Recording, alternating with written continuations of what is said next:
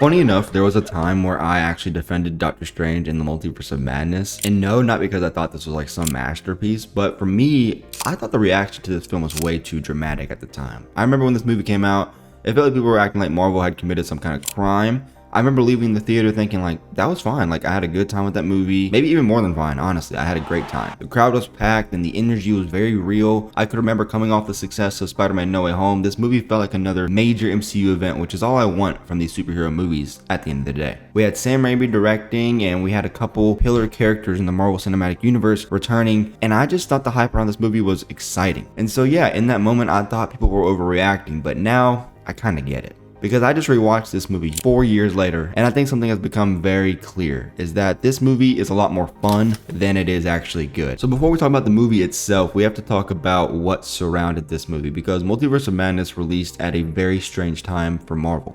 No pun intended. The MCU was coming off of one of its biggest highs, like I said, with No Way Home, and fans had just seen legacy characters return and the multiverse splitting itself, and on social media, it felt like anything was possible with this universe again. So when Marvel decided to announce a movie, Multiverse of Madness, people automatically started to build their own version of that movie in their heads. I could remember scrolling on TikTok and seeing theories about endless cameos and alternate worlds and these crazy mind-bending stories that would change the universe. And then when the movie came out, it was more contained than that, and the disappointment was all over social media. And to be honest, that's part of the reason why I defended it, because some criticism had less to do with the movie itself on screen and more to do with the people who imagined this version of a movie. And that happens all the time in the Marvel fandom, and I just kind of had chalked it up to, yeah, people got themselves too excited. This movie was never going to be able to reach that type of movie in those people's heads. But once you remove those expectations now years later, the movie still has to stand on its own, and that is where the real problems begin. So I like to start these videos with what works in this movie, because there are things in this movie that it does very well. Visually, this might be one of the most distinct Marvel movies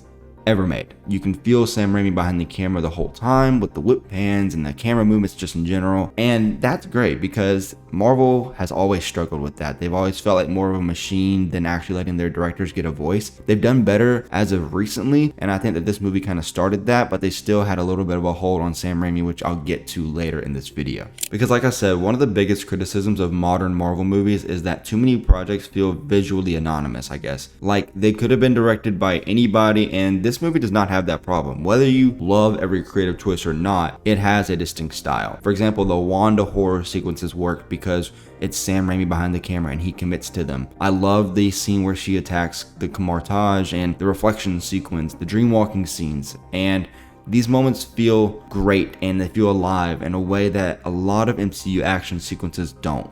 And to me, the pacing of this movie moves. It has momentum. It doesn't feel slow or lifeless. And even when it does stumble, it's rarely boring. And that's why so many people walked out saying, including myself, that this was a fun movie. And at the time, I think it could have clouded a lot of people's judgment. And I understand that reaction completely. But style can only carry you so far. So here's where my gripes begin. So this movie was messy, right? Because Wanda Maximoff is one of the best parts of this movie, and it's also one of the biggest problems. Because while yes, Elizabeth Olsen is fantastic, and she brings out the same emotions that she brought out in WandaVision, she has that real menace and pain to the role, and some of her scenes are genuinely great. I love in the beginning with the orchard scene with Doctor Strange, and you can feel someone trying to justify crossing a line that she knows she's already crossed. That's very compelling. But the issue at the end of the day isn't performance. It's about progression for the character. And at the end of WandaVision, Wanda goes through this full emotional arc. She confronts her griefs and she lets go of the family that she created. She accepts loss in a painful but very meaningful way. And it's something that as the audience, we watched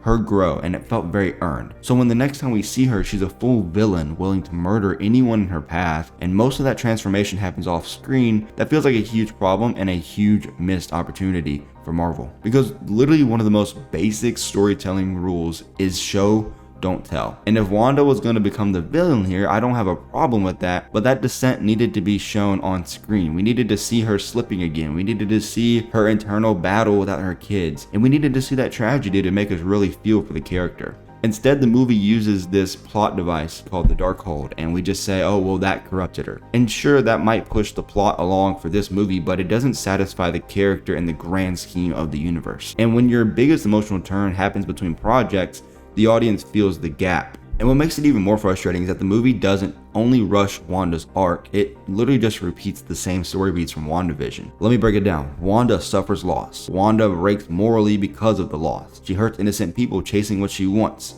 Then Wanda has an epiphany about what she's become, and then Wanda makes a sacrifice. It's essentially the same emotional movement as WandaVision, except the difference is that WandaVision spent time with it and did it in just a better way. You feel her pain and you feel her slowly facing reality. In Multiverse of Madness, it just feels compressed into a few plot beats, and because of that, one of Marvel's richest characters and strongest characters gets reduced into a mechanism that pushes everyone else around in the plot, and that to me is a major loss. And that moves me on to what I think is the biggest issue in this film. Why is Doctor Strange a side character in his own movie? Because for a movie called Doctor Strange in the Multiverse of Madness, Doctor Strange feels strangely passive in this movie. He's on screen constantly, obviously, but that's not the same as driving the story. Because for most of the movie, when Strange is reacting, he's reacting to Wanda, he's reacting to America Chavez and the multiverse. He's not actively pursuing anything. He's never on the offense in this movie. Think about this movie. What hard choice defines Doctor Strange in this movie? Is it the post-credit scene? What new layer of character do we uncover? And this is really frustrating for me because this is supposed to be Doctor Strange, one of our pillar characters of the Marvel Cinematic Universe, getting his sequel film, and yet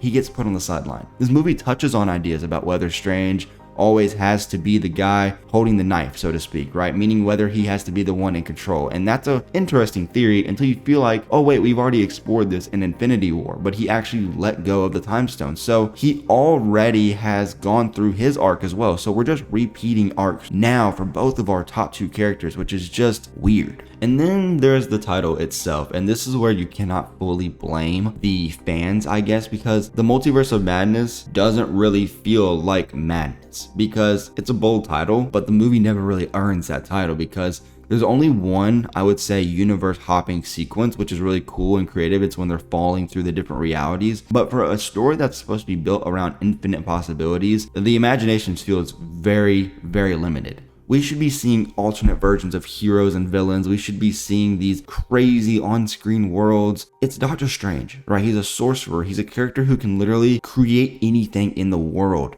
And yet the multiverse often feels like a backdrop instead of just the engine of the story. And that's why so many people left this movie wanting more, and now why I have kind of joined their side. And some people, sure, they just wanted the cameos to create their content, but a lot of us just wanted the concept itself to have more potential than what we got. The best way I can describe this movie is that it feels like we got two movies fighting each other. You've probably heard this talked about many a times about this movie, but one movie feels like a Sam Raimi horror, and then the other one feels like a modern MCU machine movie. That is because you can feel the scenes where Sam Raimi is making the movie that he wants, and then you can feel the moments where the movie gets pulled back into the standard MCU franchise mode.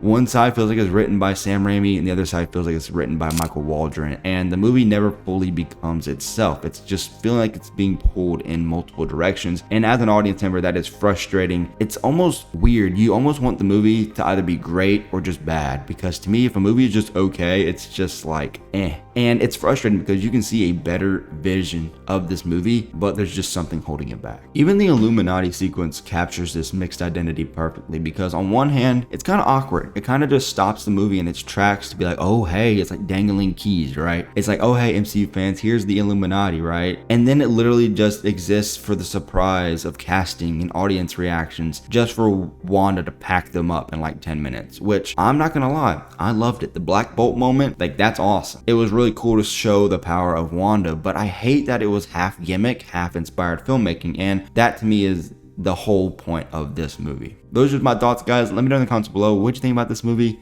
I want to hear your thoughts and all that, and I'll see you in the next one. Peace.